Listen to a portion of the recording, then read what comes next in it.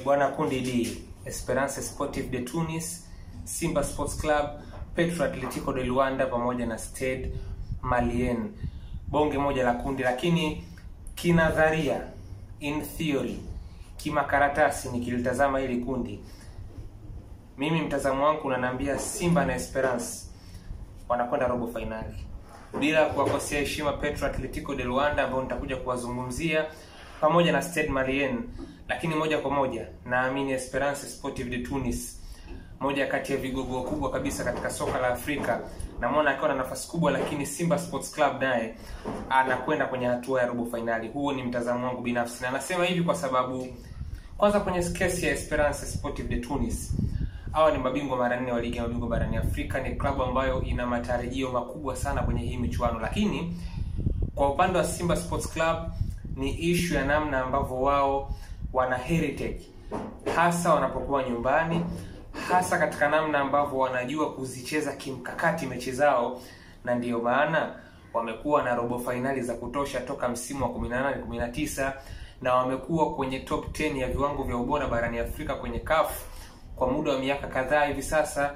Wamekuwa wakisustain hapo kwa sababu haya ni maeneo ambayo wanayaweza sana Simba Sports Club. Sasa nafikiri kama natakiwa nimtoe favorite moja kwa moja, ambaye yani huyu ni wazi kabisa namuona akiwa na nafasi kubwa, ni Esperance Sportive de Tunis, na chochote tofauti na yeye kufuzu kitakuwa ni shocking kiukweli. Lakini Simba Sports Club ni klabu ambayo mimi naamini pia ina nafasi kubwa, na Simba anaweza kufuzu akiwa wa kwanza au hata wa pili. Yaani hivyo ndivyo namna ambavyo Simba amekuwa mzuri kwenye michuano ya CAF, na moja kati ya silaha kubwa ya Simba ni kwenye kuziua na kuzimaliza kikamilifu mechi zake anazokuwa anazicheza akiwa nyumbani. Kwenye michezo 12 ya CAF kwenye michuano ya ligi ya mabingwa barani Afrika kwenye hatua ya makundi, Simba akiwa nyumbani, Simba kapata ushindi kwenye michezo 10, katoa sare mchezo mmoja, kapoteza mchezo mmoja. Lakini wapinzani wengine wote waliokutana na Simba kwa Mkapa kwenye hatua ya makundi ya ligi ya mabingwa barani Afrika hawakuambulia chochote, tena wengi hata bao hawakufanikiwa kufunga. Hivyo ndivyo namna ambavyo Simba amekuwa mzuri. Sasa ukiniuliza mimi, kwenye michezo ya Simba ambayo itakuwa ni migumu zaidi akiwa nyumbani kwa Mkapa, mimi kwangu ni mchezo mmoja tu dhidi ya Esperance. Nafikiri hii itakuwa ni bonge la game. Yaani naamini moja kati ya game bora kabisa ambazo tutazishuhudia ni mechi ya Simba dhidi ya Esperance Sportive de Tunis ambayo itapigwa kwa Mkapa. Itakuwa ni bonge moja la game, na naamini hii ndio itakuwa game yao ngumu zaidi Simba wakiwa nyumbani kwenye michuano ya kimataifa msimu huu. Hii itakuwa ni real test, lakini bado Simba nawapa benefit of the doubt ya kupata matokeo, kwa sababu Simba kapata matokeo dhidi ya wapinzani wenye uwezo sawa au hata zaidi ya Esperance kwenye miaka kadhaa iliyopita. Kwa hiyo kwenye kesi ya Petro Atletico de Luanda, unajua Petro Atletico de Luanda kimakaratasi ukiniuliza mimi bado inapaswa kuwa ni fixture ambayo iko ndani ya uwezo wa Simba, isipokuwa Petro de Luanda ni timu fulani ambayo ni kama haitabiriki. Yaani ni timu ambayo ukiingia vibaya wanaweza kukusurprise wale jamaa.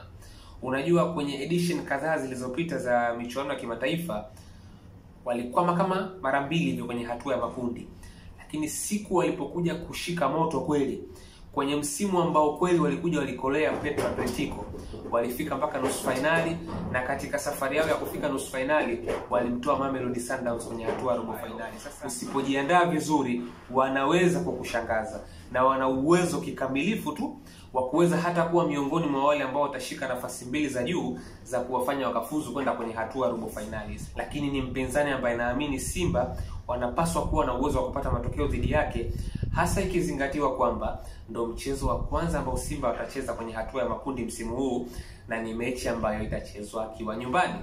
Lakini mpinzani wa mwisho Stade Malien, binafsi kimakaratasi namuona Stade Malien kama anaweza akawa labda ndo wa mwisho, nikitakiwa labda nizipange hizi timu 4 kwenye kundi D kwenye CAF Champions League msimu huu.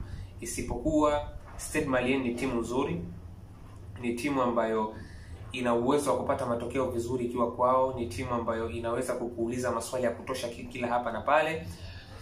Lakini ultimately nafikiri Simba wanapaswa kuwa miongoni mwa timu mbili za juu. Kwa hiyo Simba ni ile timu ambayo inatambulika.